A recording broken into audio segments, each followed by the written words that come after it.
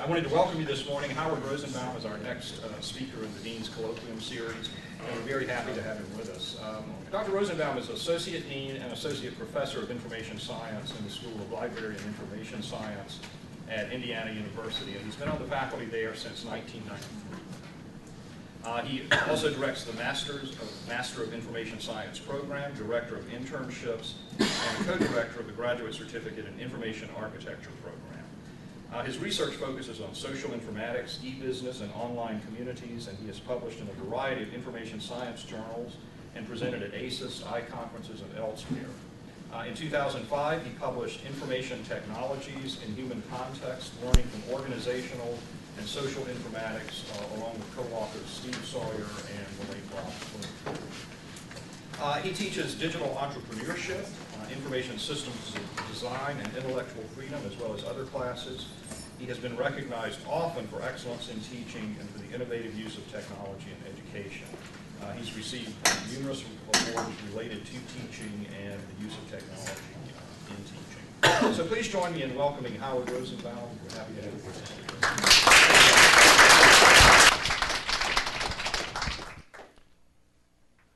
So thanks to all the people who brought me out here and who have been doing their best to scare me as we've had our early conversations, but hey, I'm still here.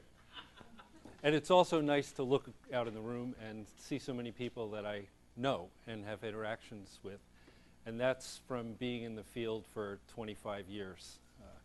Although this is my 20th year at Indiana. I didn't think that I would actually do a Cal Ripken anywhere, but things happen. So thank you for bringing me here, and let's begin.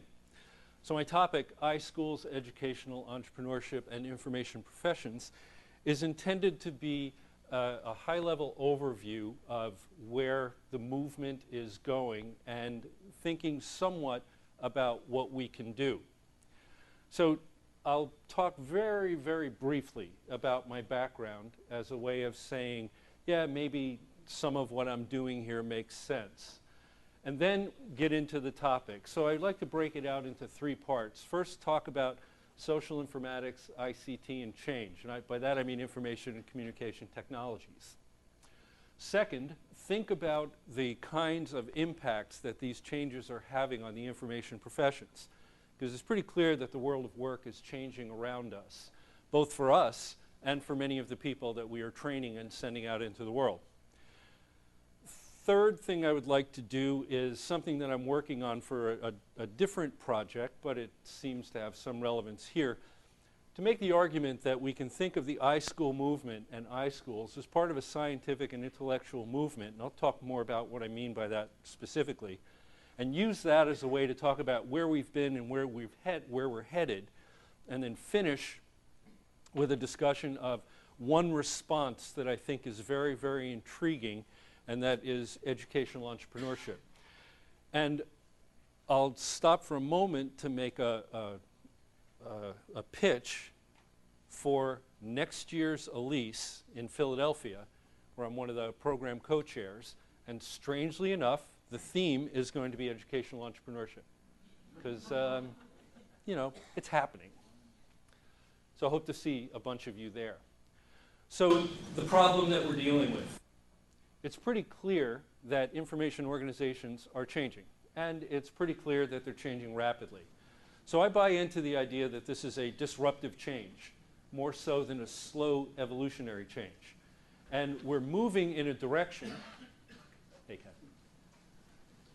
We're moving in a direction from information contained within to information being spread all around.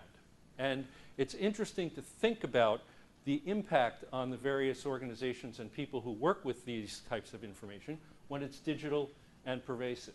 Now, we as educators have no choice but to change. And I've been around long enough now to see that the world changes faster than the educational institutions that are training the people to move into these worlds. And that's creating a very, very interesting problem for us as we think about what to do to compete and thrive in this environment. And I haven't talked in detail with people about it yet. Oh, I apologize for the end. when I switch over from Mac to PC, the PowerPoint formatting tends to mess up in some ways. And unfortunately, that's on the slide master, so it'll be there all the way. Okay, back to my train of thought. That threw me off. So in thinking about what iSchools are supposed to do, slow is not going to work. And that's something that many of us are realizing, especially as our students get younger and younger. I remember when I started at Indiana, many of the students were older than I was. And now many of the students can be my grandchildren. And they come at what we do with an entirely different viewpoint. And we'll talk more about that as we move on. So why do I think I'm the big tough guy that can do this kind of stuff? So I have a background in sociology. I have a background in LIS. And I have a background in social informatics in that order. All of it has influenced me over the years so that I can't help but think about these problems as social problems. So no offense to people who come from a background in psychology or cognitive science or any of that kind of stuff. It's all valuable, all those good stuff. But from my point of view, the way to think about this is with a social lens. So for the problem at hand, I think more about the kinds of relationships that exist between the people, the technologies that they're working with and playing with, and the social and organizational contexts in which this work and play takes place, which is kind of a perversion of the definition of social informatics. And just to throw out one or two quick kinds of insights that come out of the years and years of social informatics research, technological change always has unintended consequences. Even though we may not be able to predict them, we know that that's going to happen.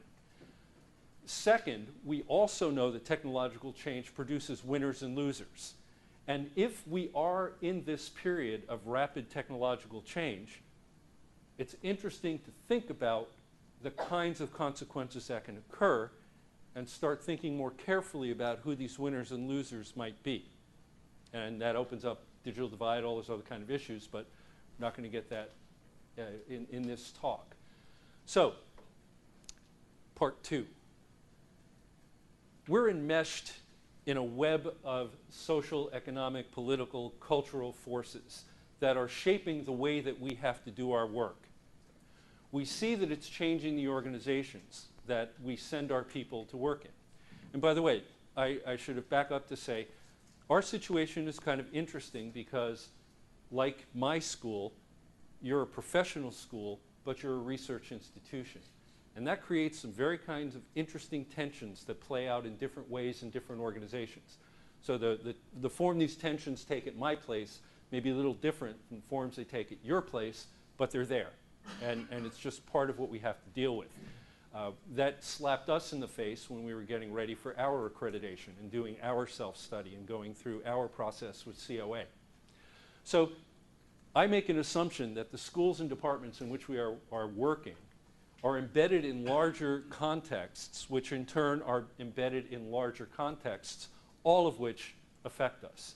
So I'm not going to talk about these in any great detail, because you probably are more aware of some of the details in this than I am. But all of this is going on around us. It's really interesting how quickly social media have become an important part of what everybody does. I was asked at a meeting yesterday at my place why SLIS doesn't have a Twitter account. Why isn't there a Twitter account for the school? And a student asked the question. And in part, in answering it, it brought to mind the difficulty of working in an organization. Sure, individuals can have a Twitter account, but if you have a Twitter account for a school, who runs it, who posts to it, what are the policies, how do you, blah, blah, blah, blah, blah. So this world is happening around us. IU just cut a deal with Box. So they want us to drop all our stuff in the cloud. And that means sensitive stuff as well as regular stuff. So how'd they work that one out? What are the policies that are going to surround that? We're waiting to find out. But I have my Box account. I didn't ask for it, but there it is. So IU's decided, hey, let's go to the cloud. Something that's affecting what goes on for our students, search moving to the end user device away from the person. That's really interesting. We were just talking yesterday about the possibility of creating, we don't have an undergraduate program. Because of the School of Informatics, we can't. And that's historical. That goes back to '96. So we are thinking now about creating a course for undergraduates at Indiana University to help them understand issues. This is going to be revolutionary for you. Quality and assessment of information that they return to the searches on their end devices. Because they know how to use Google, but that leads them into a lot of interesting situations. Because I sit on a campus curriculum committee and talk to people in College of Arts and Sciences, and the people who teach writing in the English department have wonderful stories about what pops up in the papers that they read that turn out to be entirely sourced through Google. Sociocultural trends, there are bunches of them, but the one that's interesting for us is what's happening in the e-learning environment. So in Indiana, the former governor, now the president of Purdue, Mitch Daniels, ran a series of television commercials over the last year encouraging people in Indiana, instead of going to a residential college, to go to Western Governors University, WGU, and because he was one of the board members that helped set that thing up. So he was undercutting the state institutions that he was busy taking money away from. When I started at IU, 33 to 34 cents on the dollar came from the state, and they left us alone. Now we get between 9 and 11 cents on the dollar, and they're trying to tell us what our curriculum is supposed to be. And I'm not sure if that's mirrored here, but we can tell stories about that kind of stuff.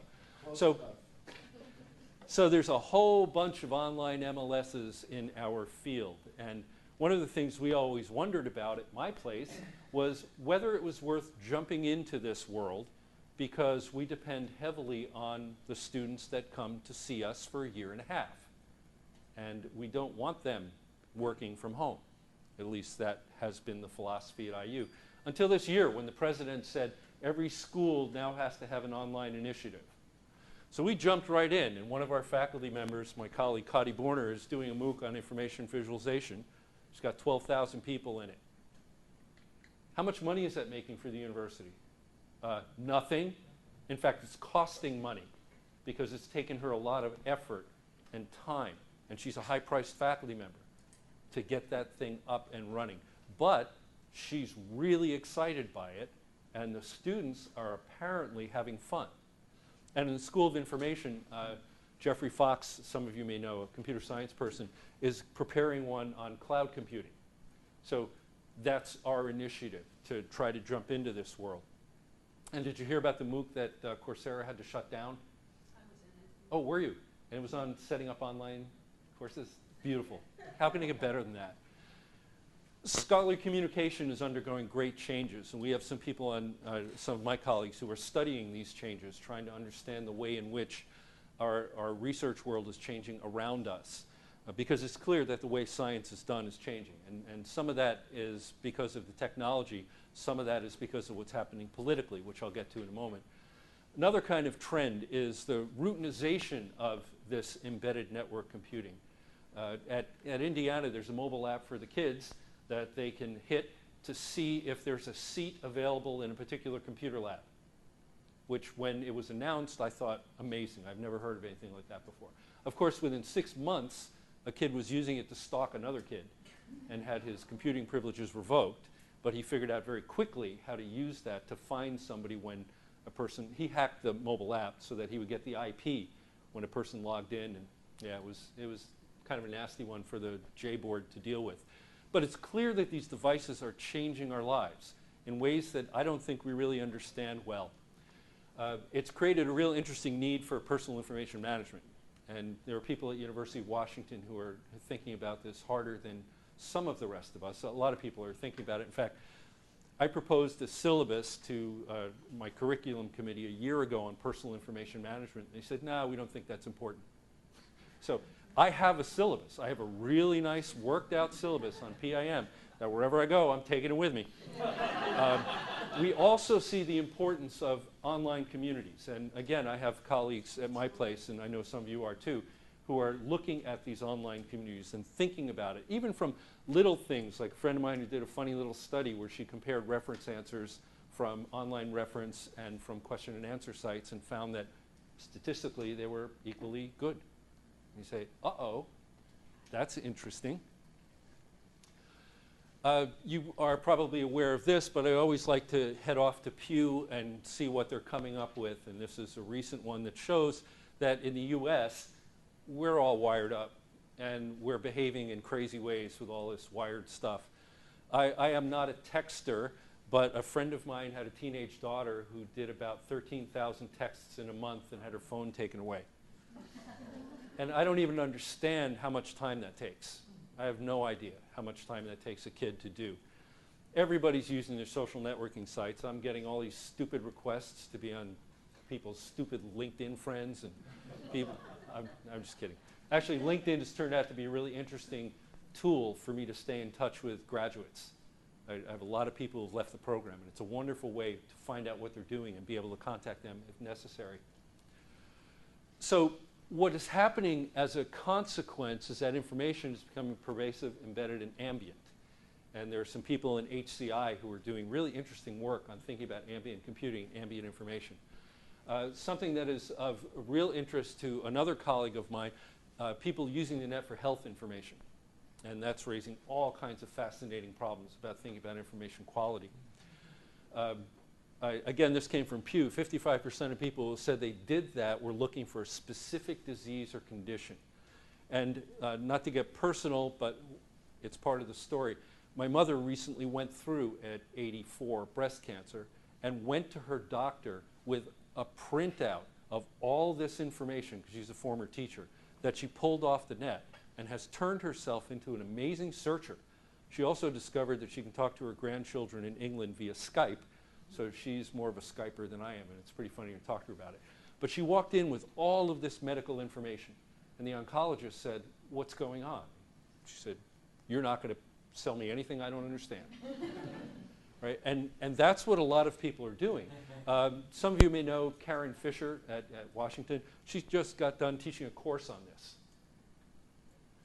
And that's educational entrepreneurship, getting a course on online dating through a curriculum committee quickly to be able to teach it while it's current. But a lot of this stuff seems to be going on. I don't do any of it myself. I know people who do.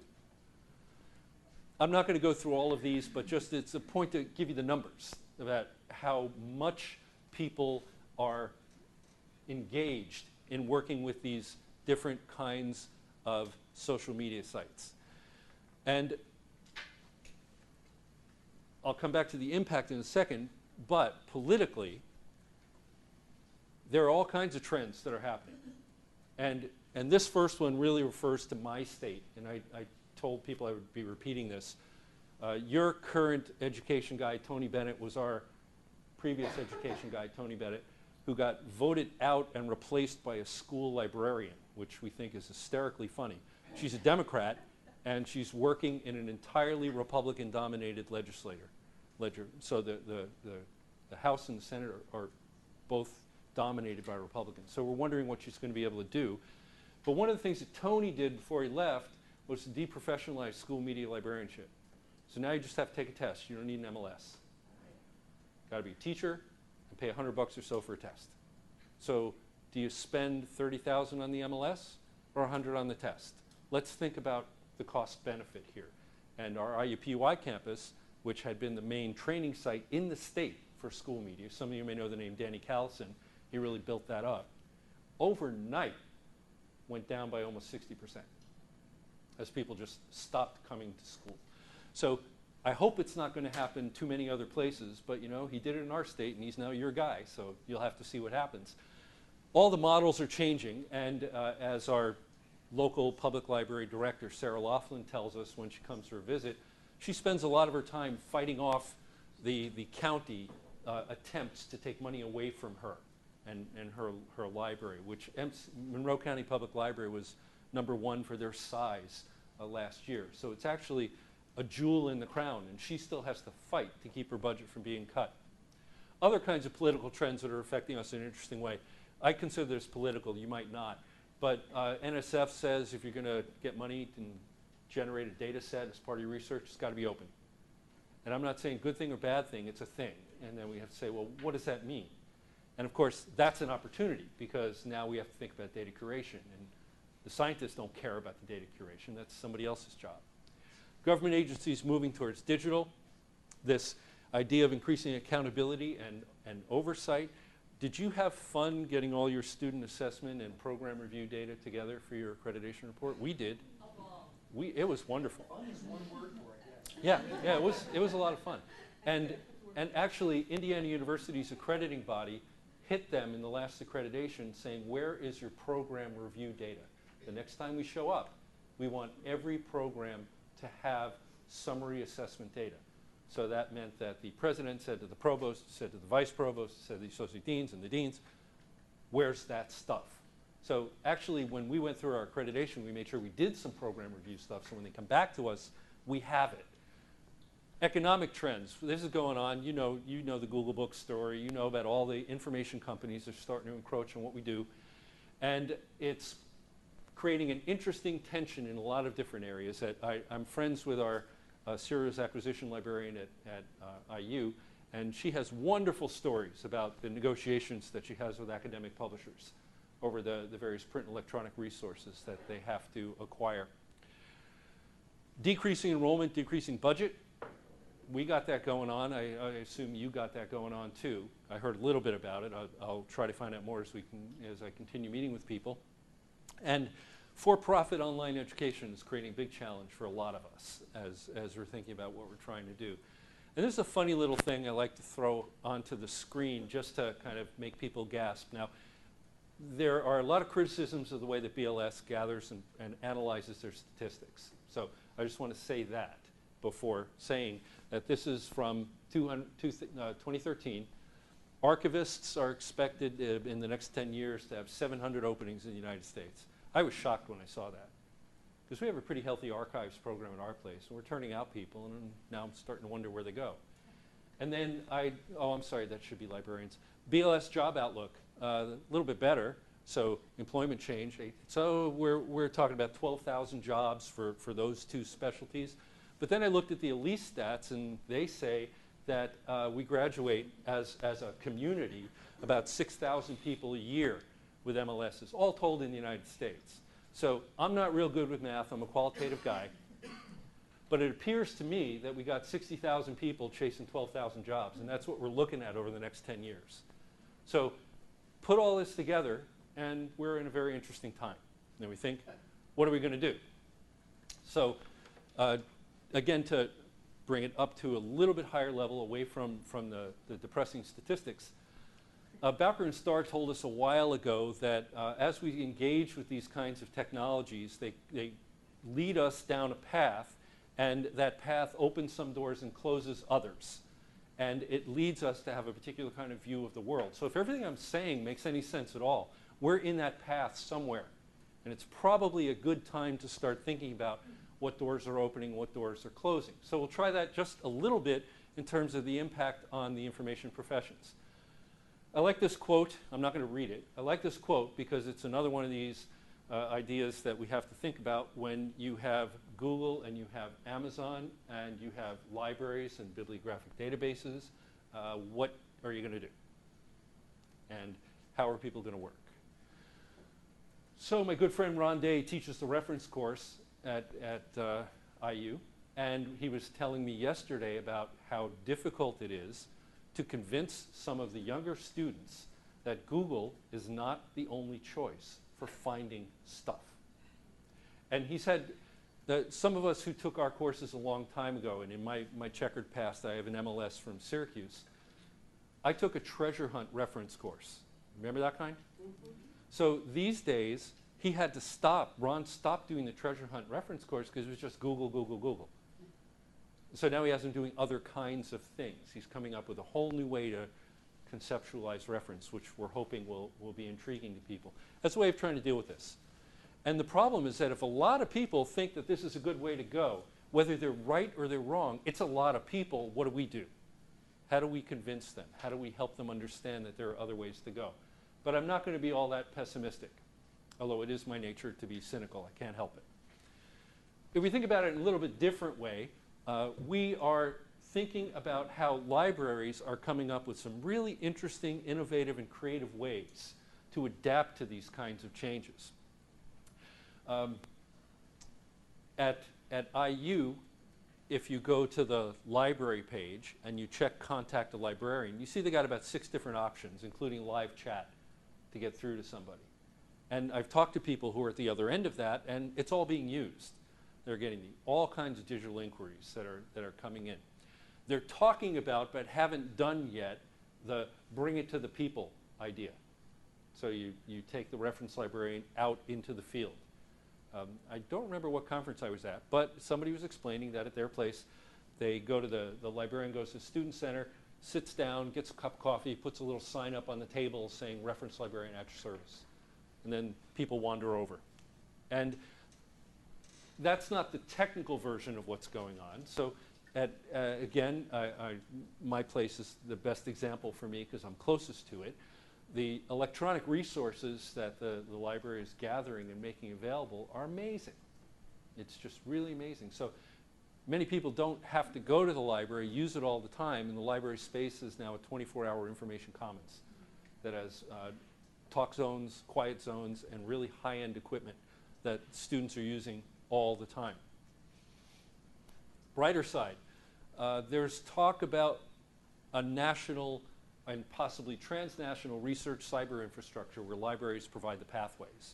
And that's a whole, again, different way of thinking about information acquisition, provision, and use. So the local collections may become less important, and the shared collections with various kinds of boundaries might become more important. For people in the public library world, we may be looking at a situation where the library becomes a good physical space for people to pursue some activities, which I'll just lump together and say pursue information needs, and a virtual space for collaboration and communication, which our Monroe County Library is also experimenting with, providing people with virtual meeting rooms and seeing how that is going to work to bring people together. So the idea is that you think about ways of working with content and expertise and integrating it more into the workflow or the play flow of patrons, students, and researchers. P&T guidelines were just rewritten at the Bloomington campus level at Indiana to say that if a person wishes, he or she can include new scholarly practices and communication in his or her tenure dossier. So I know of a person in English who has a very well-regarded blog that is going to be including blog postings as part of his dossier. That's new. That's new for us. They haven't gotten to the point where they're ready to accept tweets. But they go as far as blog postings. And we do have a tenure case at the moment. It's at the campus level, built around 2 very, very complex websites. Never had a tenure case that had websites at the center. But it's a digital humanities person, and they're called digital scholarly editions. And some of you humanities people know what a scholarly edition is. There's a digital version, one for a poet and one for Isaac Newton. And it's very, very complex, very interesting, collaborative tools that the guy built. So these new scholarly practices and forms of communication are changing for us and opening opportunities as we think about open access publishing. I remember when I first started hearing about digital libraries, around the time that IU got into the first round of the NSF Digital Library funding, which led to the Variations Project in our School of Music, that there were ideas that libraries were going to be the centers of open source publishing, and that there would be an Indiana University journal of research that would be housed in the library and personed by the librarians. And that went away for a while, but now these ideas are starting to come back. We have a really nice ScholarWorks repository at our place, I'm sure you do too, and various schools and institutions are thinking about different ways of working with these repositories, and of course then the next step is to start linking them together. So the impact on the professions is that the work that we do and the work that our graduates do have been revolutionized by the changes in technology. So if you think about the sociology of professions, which as I told you in advance, I can't help but do when thinking about these kinds of problems, professions have a body of knowledge that is shared, theory, research, practice, and senior practitioners. But what's happening now as we're looking at these kinds of changes and assessing the impact is that the boundaries are blurring when we think about qualifications, practice, and career development. So there are people working in the Wells Library doing library work who do not have MLSs and have no interest in MLSs, but they're doing what's considered library work. So that's an example for me of the blurring of the lines between at the boundaries of where a profession stops and another profession begins. So the key question is how the professions will think about positioning themselves. So you probably have seen this, the Marcinini-Moran InfoPro in 2050. So if you've seen it, I don't have to go through them in general. This is a vision of what information professionals should be like. Right? Not everybody does all this stuff, but this is their way of saying the direction we're moving in. And as part of that direction, we're seeing an increasing importance of digital libraries and archives, particularly in terms of the digitally scholarly and cultural record, to the point where I meet with librarians at our place who are thinking that the future of an academic librarian is really in digital libraries, and that everything else can be done by paraprofessionals or just done through automation. And again, I'm not saying the right or the wrong, but this is what they're thinking about as they're trying to adjust and say, what does this mean for us? So there are a lot of interesting changes that are beginning to occur. ACRL said, actually put this in writing, where they said that that should be important, particularly in thinking about data curation. So what it means is that job responsibilities are changing, work roles are changing, tasks are changing. What's becoming increasingly important is this connection of people and technology in whatever the context is in which they're working. What's also becoming important for us, now I'm doing both at the same time, so I'm jumping back to us. We have to think about the kinds of learning environments that we are creating and we are going to train people to create. So some of the people who are in our children's and youth services librarians specialization are actually learning how to create digital displays for children. Right? So they're learning the storytelling, they're learning the programming, they're doing all that kind of stuff, but somehow technology has inserted itself into the concerns that they have about doing their kind of work. We have to think about access design as well as provision. So librarians are becoming tool builders, and that's going on at various libraries around the country as well. So you're thinking about accessing a mobile catalog, which is something I just got up at IU about, I don't know, about 8 months ago, that they were working on for quite a long time. Texting for reference, podcasts, webinars, going on all over the place. Another kind of change, lifelong learning, which is actually good for us, because the people that we're sending out into the field have to keep up once they get on that treadmill. And we're the people who can provide that kind of service. So they're experimenting with all kinds of technologies. They're developing ways of instruction for literacy across many different modes. And this is something we're experimenting with as well. And helping people manage personal information. So that PIM class, I'm going to try to sneak it back in when we start talking about undergraduate courses that we can offer when we become part of informatics. I'll probably get shot down again, but how many times? I'll keep trying. So in terms of responding and thinking about the change, I think that the people who are moving into information work, broadly defined, need to understand something about socio-technical design, participatory construction, learning applications. They are starting to think about the various ways, and now switch to academic libraries, working in the area of data science, data analytics. All of this is becoming part of the way the information professions are changing. So I'll finish this section with a happy quote about how libraries and information centers are great places and are doing wonderful things. This came from ALA, just again to show you that libraries are playing around with these kinds of technologies a lot and using it for a lot of different purposes. And American Libraries makes their top stories available. The last time I checked, I could only get as far up as 2011. But these top stories have changed over the years if you've paid attention to them. And now what we're seeing are words like crowdsourcing, phrase like boing boing that many of us know, digital public library, community relief mode, different ways that people who are working in the information professions are thinking about their organizations and what their organizations can do. Now, how do we respond? So I do like this quote, my friend Blaise, and he's right. Anybody remember what some of the predictions were in the last election? Well, the point is you don't. And the people who made them just go on to make their next ones. And then he got a little bit more specific with a doomsday scenario from the 70s. By the year 2000, we would have gone the way of the Brontosaurus, and it would all be done online. And then a guy just recently said that mobile computing, social media is going to do the same thing. So you have to keep that in mind whenever we're trying to talk about the future.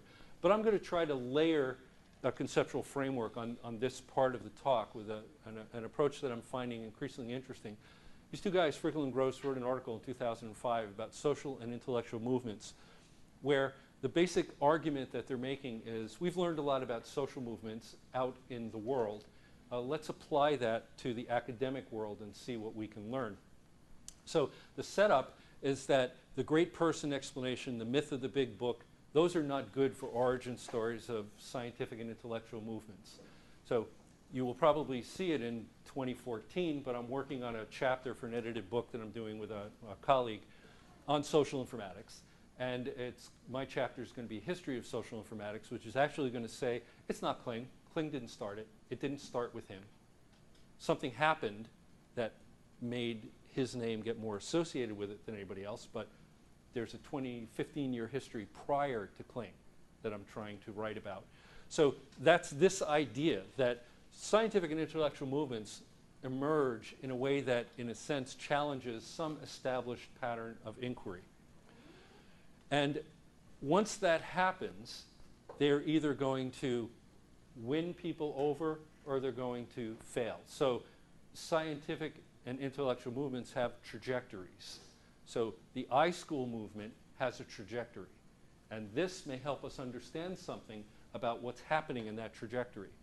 So they say it'll either become institutionalized for a time or it'll fade into oblivion. So the question is, if iSchools are part of a scientific and intellectual movement, what's going on? So a little bit more about the background to have you get a sense of why I think it makes sense to talk about the I movement, of which the iSchools are a part, as part of this kind of an approach. So it's a collective effort to pursue a research program or project.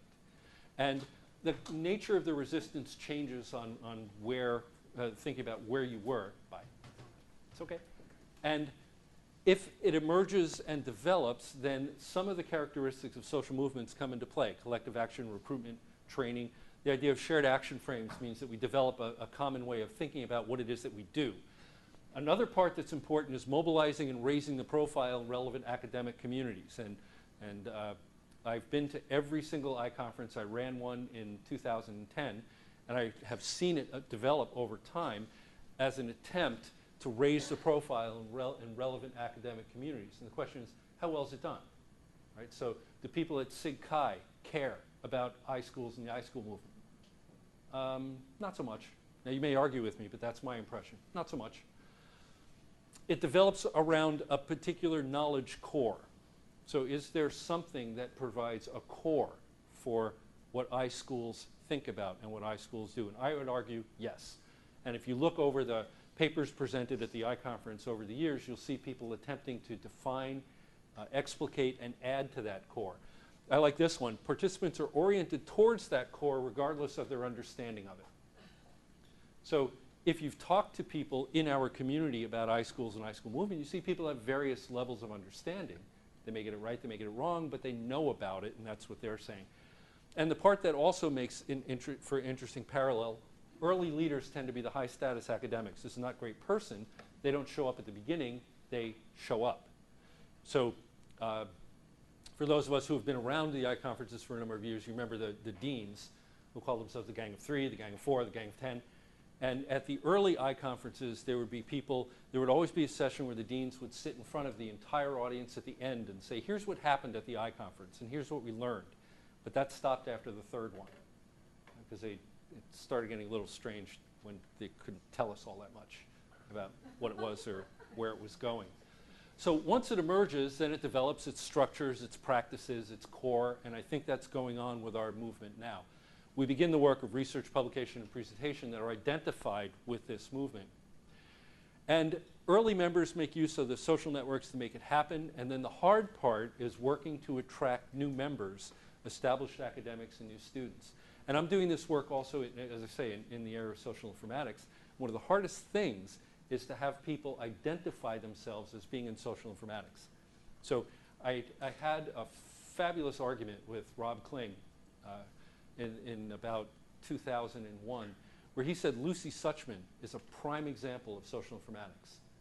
And I said, no, she's an anthropologist. She's not a social informatics person. He said, yes, she is.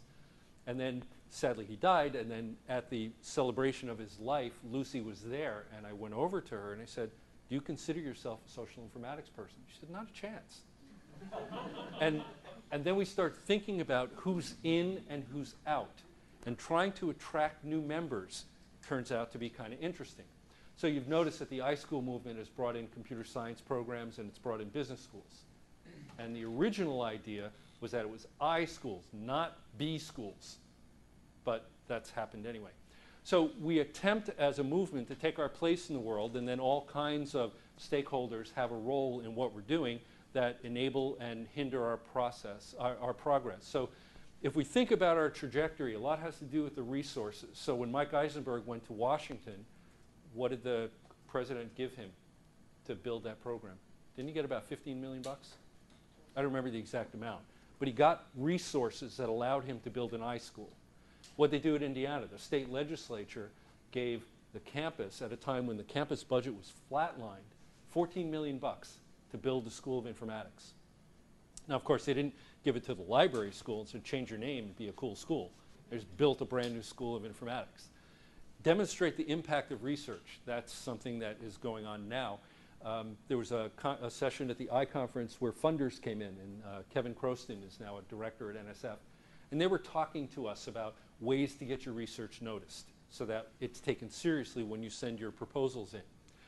Obtain positions in appropriate places, or in our case, get schools recognized as being iSchools. Develop a shared scientific and intellectual identity. That's an important part of every social movement. That's one of the things that the iSchools do. So just pulling out selective quotes from Jenna Hertel's very interesting article on Welcome to IS. So Jesse Schera told us that IS information science was something a while back, thinking about information flow design of systems. Howard White said external memory, and we provide internal and physical, we provide intellectual and physical access. And then Marcia Bates, who loves to stir the pot, said, well, we got these interesting questions, and of course I like this because that's mine. I like the social question and thinking about what LIS can do. And that's the background. And then as early as 1964, and this is from Gary Olson and Jonathan Gruden's article about the iSchool movement, schools started changing their names. And if I'm correct, Syracuse was the first one to just say information, not have information and. And then other schools started playing along with it. A whole bunch of naming went on in the 90s, and there are lots and lots of variants, which leads us to a point where we have remarkable growth in this sector. And we're seeing an interesting situation where we have a number of schools that are very, very well funded and doing a lot of prominent work in this I-movement space, and a bunch of smaller schools that are tagging along. And I put my school in that category. SLIS is one of the smaller schools tagging along that are part of the movement. And we are seeing remarkable growth. And I like this quote from Marcia because she captures that this is a very interesting area where things are changing. David Fensky actually probably had a grad assistant do the work. I don't imagine that he did this himself. But he has a very nice presentation where he said there are 54 programs in the iSchool movement offering MLS and 25 additional degrees. And there's a much longer list. I didn't want to run out, so I just had some of them. And Martha Pollack has this interesting idea explaining what we do. And what I like is this part where she says there are a lot of questions, and the questions are about generating, collecting, analyzing, storing, preserving, disseminating, and that's what we study and that's what we do. Oops, wrong way. Olson and Gruden have a real nice picture that actually shows you the iSchool community as of 2010. And we're all here. There you guys are. Yeah, we were there first, so deal with it. And our new overlords, informatics, they're relatively recent addition, but there they are, and they're part of the caucus as well. So where are we headed? It's pretty clear that all of a sudden we are awash in big data and everybody's trying to respond. So I'd mentioned when I met with people this morning that I'm in 2/3 of the way through designing a new curriculum for a master's in data science that we hope to have through our Higher Education Commission by the fall and start enrolling people in January. So big data, seeing the unseen. We have information visualization work going on at our place that seems to be really popular. A lot of people want to understand it. We are thinking about new design issues, all different ways of thinking about design issues. We have a lot of people who are thinking about semantic web issues that I think as an iSchool community, we have a lot to contribute. And it's about time we kind of took it away from the computer scientists because they're really thinking about the pipes and the algorithms and they're not actually thinking about what's being transmitted as the machines do the talking. A lot of concern and a lot of questions to ask about the crowd and what's happening in the crowd and how the crowd is affecting what we do. There is a real interesting initiative going on in Illinois trying to deal with broadband communities. Some of you may know John Gant and his Ignite project, doing some very interesting work there that's part of our community. And I stole this phrase from a University of Maryland page where they called their archival program the future of the past, because it's really clear, and I can see it at our place, that people who are working in archives and rare books are coming to grips with a wide range of technological changes that are affecting what they do in very interesting ways. So our Lilly Library, which is one of the finest rare books libraries in the country, is doing a lot with digital exhibitions. And a lot of our students get internships at Lilly working with the curator, Joel Silver, and creating these beautiful digital exhibitions that are now becoming an important part of the way that the library presents itself to the world. And our university archivist has been struggling with issues of digital archives for a long time. He wanted to have a system that he wasn't able to make work where he could capture digital information flowing around the university in real time and divert it to the archives. It's kind of like, remember the FBI carnivore system? Or any of you intellectual freedom people? It was all for our protection, for our safety, but it could make copies of all digital junk that was going through a server.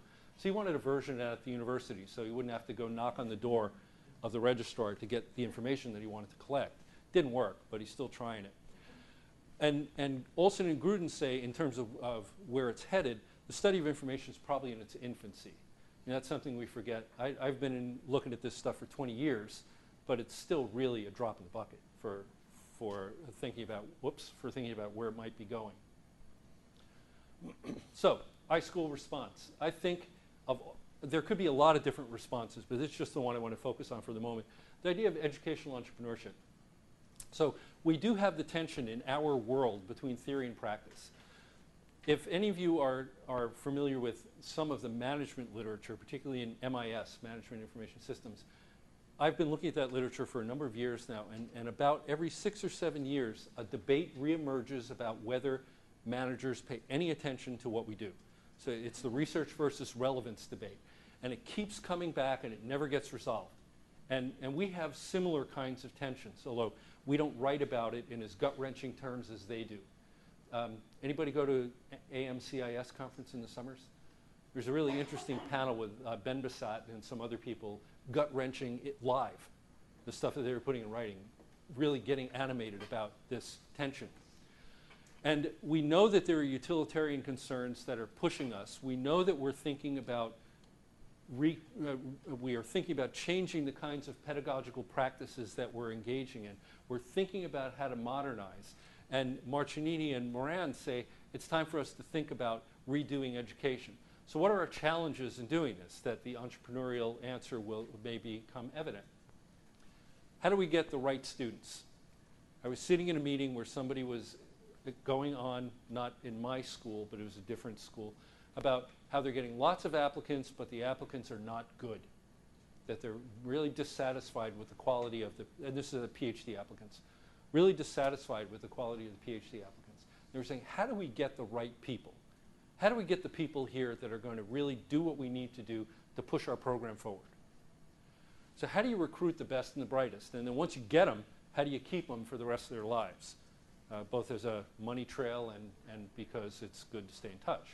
How do you get the right kind of diverse faculty? So when I got to Indiana in '92, everybody was a traditional MLS kind of old school library school teacher. And one of the things that Cronin did was mix that all up, mess it all up, shake it all up. So we have, you probably have a similar kind of situation. Linguist, sociologist, political scientist, computer scientist, library science, English, comparative lit, all these people mixed together on a faculty to try to see if that's the way to move the program. And for us, it turned out to be kind of interesting. Didn't always work. Do you know that in various programs, not everybody gets along? I don't know, just a shock. We have to think about the kind of knowledge that we want students to come away with and the skills and practices that we can help them succeed in rapidly changing environments. Some of our students get jobs in spite of what we do. And I think we do a pretty good job. But some people get jobs in spite of what we do. Like the person who went off to a communications startup, social media startup in Boulder. Very little of what we did for him was relevant for him in that job. And the way he got the job was Twitter. I'd never heard of that before. But it was very interesting. He did an independent study with me where he did background research on all the media startups in Boulder, because he's a snowboarder and that's where he wanted to live. And then he found them all on Twitter and started communicating with the heads of the companies, and one of them bit and brought him out for an interview and hired him. So he got his job through Twitter. And he keeps trying to tell me that through Twitter, but I don't have an account. And he'll email me to say, when are you getting an account? Because I want to tell you more. We have to think about how to work with the technologies in more efficient ways in order to do what we do. So our tech guys, we run our own little server farm. We're 16 faculty, but we have a server room that the business school tech guys look in as they walk through our building to go get coffee, because the food court is on the way past our building. And they're looking at it, and they want the lights turned on so they can see what's there, because apparently ours is larger than theirs, and they don't like that. We have to think about the kind of partnerships that we have to build and maintain with information industries and agencies. And then, sadly, one of our challenges, assessment. And I say sadly because I was not trained in assessment, and I don't think it's fair to make people like us do assessment. I think if they want us assessed, have the education people assess everybody on the campus. Or we have the Center for Innovative Learning and Technology, CITL, you probably have something similar. Let them do it. That's not my job. I wasn't trained to do it, but there I am doing pre and post tests and trying to analyze data about whether students learned something in my class. They did, by the way. I have the data that shows it. So one of the nice statements about educational entrepreneurship comes from our old buddy Liz Liddy, where she says, it means that we have to be open to disciplines, methods, programs, partnerships, problems, new ways of working. Now, in the entrepreneurial literature, and it'll come up on a different slide, but I teach a course on digital entrepreneurship. One of the key factors in entrepreneurship is recognizing an opportunity, because a number of people can see the same opportunity and not understand what it is and what it means. And then the second step is understanding what to do with that opportunity when you see it. So that's what people are learning in the class. And in the research, there's funny research about trying to operationalize opportunity and try to build a model to understand the antecedents to being able to predict the appearance of an opportunity, because that's what business school people do. They build models. And some of that is useful, some of it is less useful, but that's the idea here. How do we see these opportunities? And as Liz likes to say, it's slow to do. And I found this out with our data science masters. It is slow and tedious. We have to think about moving more quickly. That's the entrepreneurial part of it. We have to think about the opportunities for change. And really in an academic program, you've got a limited number of ways you can deal with this. You've got students, faculty, curriculum, and how you deliver. You can add a couple of more, but I think those are the main components that make up what we do. So you need an environment where faculty and administrators can move quickly. That's the entrepreneurial part of it. And for Liz, at a private university, she's able to do things much, much more quickly than the rest of us. And we're all state universities, so you suffer the way we suffer in trying to make things happen quickly. We have to support faculty and student entrepreneurship. We have to either adopt new IT quickly, invent new IT, because we have people who are doing that. We have a guy, Zhaizhang Liu, who came from Syracuse, who just has developed his Scholar Wiki project that he's going to be soon using to generate research, but it took him a year of programming to build. New kind of IT to do something new with scholarly communication and information, or find new uses for IT as we think about instruction and research. And of course, I agree with her here. Work with the IT staff. We've done a lot at our place to try to make the IT staff more proactive so that they're not waiting for things to happen. They've been actually empowered to do things. So that's how we got a Facebook page almost in a week, because it turned out that our web services manager had one that he wasn't making public. And then as soon as we got permission, which meant Cronin said, do it, the next day it was up. And that was his initiative on his own. And I like from your big ideas document this quote that I stole, that you're trying to have an entrepreneurial university. I think that's good. Now, what I don't understand yet is how that actually plays out and how that filters down to school and department level. But I like the idea that there's a high-end buy-in. And just to give you a sense of my involvement in this kind of educational entrepreneurship, Chuck, this is you. Thank you. Chuck did that to me. I was doing work for him, and I brought him yet another document. Do you know that this guy knows how to edit? And I brought him a document, and he said, why are you using whiteout? Do you know that you can use a word processor? And I said, what's that? And that's how it all got started, because at Syracuse, there were Apple SEs in a computer lab, and then I learned how to use them, and it really did change my life. A social informatics trend at the end of the 80s into the 90s was the real pervasive washing of the internet over higher education. I remember sitting next to a doctoral buddy of mine, sending her email on a VAX system with the headers displayed so we could laugh about the fact that the message I sent to her, Carol Hurt, went to Chicago and then to San Francisco and then back to Syracuse. We were sitting right next to each other. And it happened in about 10 seconds. How does that work? And then I went to IU in '93, and I developed and taught the first course on the internet at the campus. And Cronin said to me, yeah, go do it. That was how it happened. It was that quick. The curriculum committee, again, some of these old school people, had to be nudged by the dean to approve it, because they didn't think this internet thing was going to last. But that also is give you a chance to laugh at me. I stood up at a faculty meeting and said, we need, this is 1993, to have a Gopher server. Because that's going to be the future. Because we were doing Gopher searching, and coolest thing, yeah. So I was on some stuff, I missed some stuff. And then in 1996, I developed the MIS curriculum, not on my own, but I was just in charge of it. And the first electronic commerce course at the university. We had it 2 years before the business school. For 2 years, I had MBAs come into my class to learn about e-commerce. And that has now become a digital entrepreneurship class. So I've been able to take advantage of these opportunities over the years. And that's just my personal involvement in educational entrepreneurship, which is why I like it a lot. So this is leading us to think about new pedagogical forms. A friend of mine's doing a flipped class. Anybody playing with that here? How do you like it?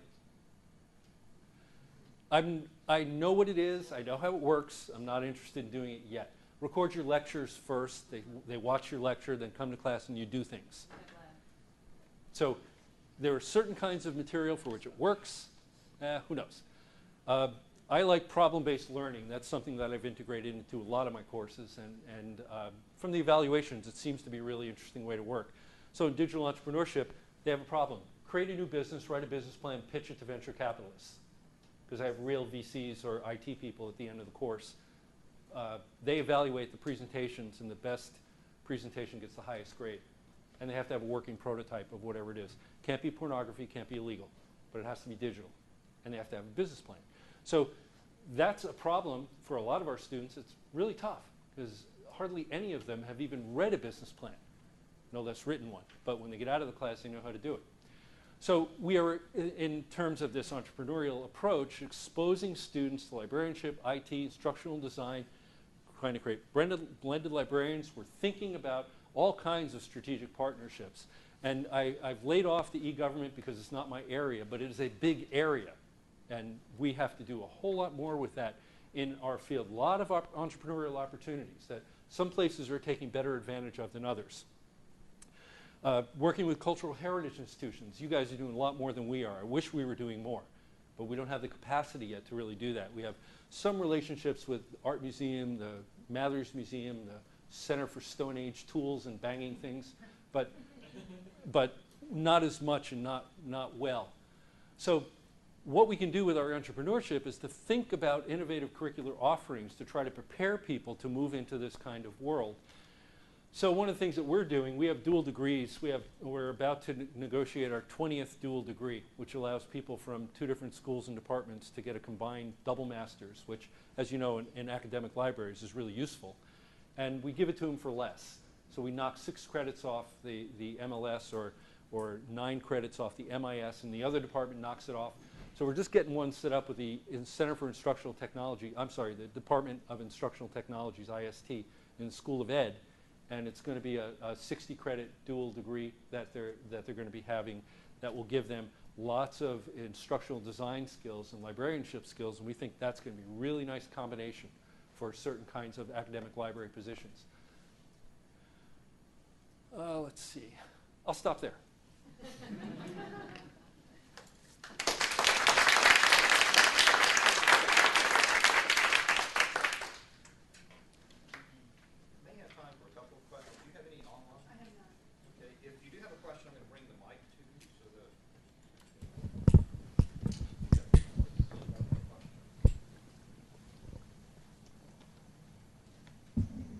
This is a lot like teaching class. We will have plenty of opportunities to interact with you over the next couple of days, so thank you again. Sure, Don.